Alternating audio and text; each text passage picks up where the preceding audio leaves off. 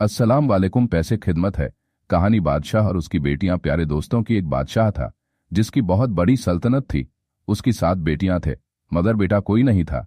वह जब खुश होता एक मजमा लगाता और लोगों से सवाल करता और जो उसके सवाल का जवाब दे देता तो उसको उसका मनचाहा इनाम मिलता। एक दिन बादशाह बहुत खुश होता है और अपनी 7 बेटियों को बुलाकर पूछता है कि मैं तुमसे एक सवाल पूछ लूंगा और अगर जवाब अच्छा लगा तो तुम्हें तुम्हारा मनचाहा इनाम भी दूंगा। सब एक कतार में खड़ी हो जाओ और एक एक करके बताओ कि तुम किसका दिया खाती हो और किसका दिया पहनती हो। 7 में से 6 बेटियों ने कहा, अब्बा हुजूर आपका दिया खाते हैं और आपका दिया पहनते हैं और आप ही की वजह से हमारी यह शान और शौकत है। ये सुनकर बादशाह मैं बहुत खुश हुआ और सबको उनकी मनपसंद चीज दे दी। मगर जब सबसे छोटी बेटी की बारी आई तो उसने कहा कि मैं अल्लाह कर दिया खाती हूं और अपनी किस्मत का पहनती हूं और ये मेरा नसीब है।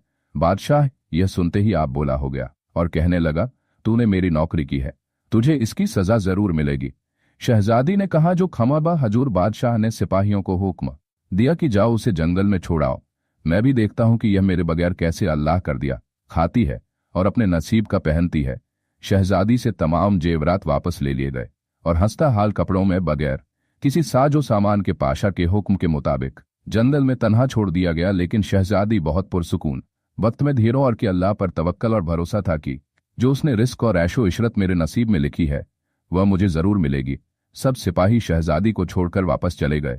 शहजाद जंगल को देखने लगी कि चारों तरफ व्यक्ति तरक महता और दोपहर से शाम होने वाली थी कि शहजादी ने सोचा, क्यों ना कुछ लकड़ियां जमात को अब चला, वो फिर कोई जंगली जानवर भी पास नहीं आएगा और रात गुजर जाएगी। शहजादा जंगल में लकड़ियां ढूंढ चल पड़ी। उसकी नजर एक झोपड़ी पर पड़ी। वहां एक बकरी बनी थी और अंदर से खांसने की आवाज आ रही थी। पहले तो शहजादे झोपड़ी को देखकर बहुत हैरान हुई, मगर जब वह झोपड़ी के अंदर दाखिल हुई तो क्या देखती है कि एक बूढ़ा सही शख्स एक चारपाई पर लेटा है, खांसते खांसते पानी पानी पुकार रहा है। शेष आधे इधर उधर देखती है कि कोने में एक पानी का मशीन से रखा होता है। वह गिलास में पानी भरती है और बूढ़े वह इसको पानी पिलाती है और झोपड़ी की साफ सफाई करती है। इतने में बूढ़ा जाहिर शादी से पूछता है कि बेटी तुम कौन हो और इतने बड़े जंगल में यह के लिए क्या कर रही हो।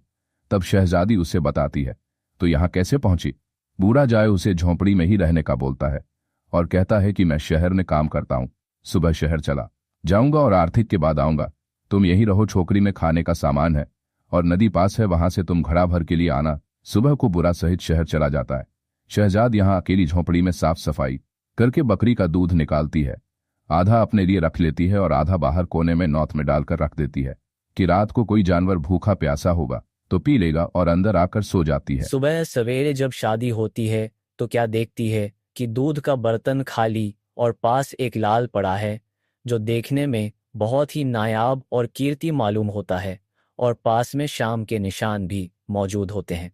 तब शहजादी को याद आता है कि बचपन में उसने सुना था कि जब कोई नया आप शाम बहुत खुश होता है तो एक ऐसा लार उगलता है कि जिसकी कीमत के हीरे जवाहरात से भी बहुत महंगी होती है। दादी बहुत हैरान होती है और दिन में सोचती है कि शायद शाम भूखा था, इसलिए वह दूध पीकर उसी में लाल छोड़ गया।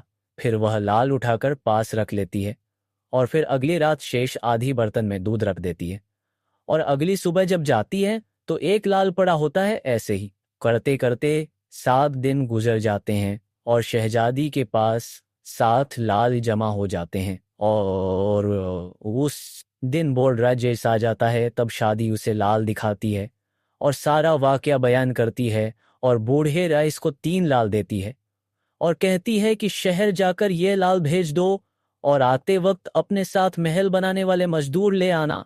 बाकी 4 लाल शहजादी अपने गले में माला के तौर पर पहन लेती है और कुछ ही महीनों में जंगल में एक आलीशान महल तैयार हो जाता है जिसमें बूढ़ा सचिव और शहजादी रहने लगते हैं। ऐसा खूबसूरत महल जिसमें हर आयशा नौकर चाकर दुनिया की तमाम नेमतें मौजूद होती है। शहजाद जंगल में लकड़ी की एक फैक्ट्री लगा देती है जिसमें गरीब काम करते हैं, उनकी रोटी भी जलती रहती है। देखते ही जंगल एक शहनुमा बन जाता है और दूर दूर तक बहुत धूम मचाती है कि शहजादी बहुत रहमदिल है। यह खबर ऐसे ही बादशाह तक पहुंच जाती है तो बादशाह के दिल में इस्लाम के चाहत होती है कि देखूं तो सही कौन से मुल्क की सजा दी है जिसकी इतनी तारीफ है 5 सिपाहियों के हाथ पैर बांध देता है। बादशाह के सिपाही जब शादी को पैगाम देते हैं तो शादी एवं देती है कि बादशाह सलामत एक ही शर्त पर हमसे मिल सकते हैं कि वह अपनी तमाम बेटियों को साथ लेकर आए। सिपाही जाकर बादशाह को यह पैगाम दे देते एक हैं। दिन बादशाह अपनी तमाम बेटियों के साथ शेर जाति के महंत जाता है। शहजादी उनसे चेहरे पर लगा करके मिलती है, उनके लिए 7 रंग के खाने पेश करती है और हर खाने के साथ उसी रंग का जोड़ा और जेवरात पहनकर आती है। महंगी शानो शौकत, खूबसूरती और शताब्दी के अंत आज है। बादशाह और बाकी तमाम शादियों को बहुत हैरान और मुतासिर करता है। आखिर में भाषा जी को यह कह देता है कि तुम मेरी बेटी की जगह पर हो और मैं भी तुम्हारे कहने पर अपनी तमाम बेटियों को साथ लेकर आया हूं। फिर हमसे यह पर्दा किस लिए? बहुत इसरार करने पर शहजाद ये कह देती है, ठीक है, मैं तैयार होकर आती। हंसी सबसे ज्यादा आपस में सरगोशियां करने लगती है। इतनी तो तैयार थी, महंगे जेवरात लेने हैं और कितना तैयार होकर आएगी। इतने में क्या देखती है कि दूर से कोई हंसता हाल कपड़ों में चला आ रहा है और गौर करने पर बादशाह को याद आता है, ये तो अभी तक जिंदा है। मैं तो सोचता था कि इसको जंगली जानवर कहाँ गए होंगे और मैंने अपने सिपाहियों को उसकी खबर लेने भेजा था। उन्होंने भी मुझे बताया था कि वहां शहजादी का कोई नामो निशान नहीं है, तो ये कैसे मुमकिन है? पाशा दृष्टि से झूम उठता है और कहता है, शहजादी को बुलाओ, मैं तुम्हें शादी से आजाद करवा कर ले जाऊंगा और शहजादी तुम्हारी कीमत में चाहे मेरी बात शादी क्यों न मान ले। ये सुनते ही शहजादी बोली, नहीं अब्बा, हुजूर मैं ही वह शहजादी हूं और मैं ना कहती थी। मैं अपने अल्लाह का दिया खाती हूं और अपने नसीब का पहनती हूं। बस उसी अल्लाह ने मुझे कहां से कहां पहुंचा दिया कि आज मैं आपसे भी ज्यादा अमीर हूं से शादी। अपना तमाम हाल बयान करती है कि वह इस मुकाम तक कैसे पहुंची और दिखलाती है अपने गले की माला जिसमें 4 लाल मौजूद होते हैं। यह बात सुनते ही बाकी तमाम शहजादियां दिन में रस करने लगती है और सोचती है कि काश हमने तब यही कहा होता कि हम अल्लाह का दिया खाती है और अपने नसीब का पहनती है। दोस्तों, हमें हमेशा अल्लाह ताला के साथ परिया चीप और भरोसा रखना चाहिए। वह अपने चाहने वालों को तन्हा नहीं छोड़ता और जो उसने हमें नेमतें अता की है उसका हर वक्त शुक्र अदा करना चाहिए। अल्लाह ताला हम सबको विमान की मजबूती दे और हमेशा अपना ही मोहताज रखें। आमीन या रब्बुल आलमीन कर दो।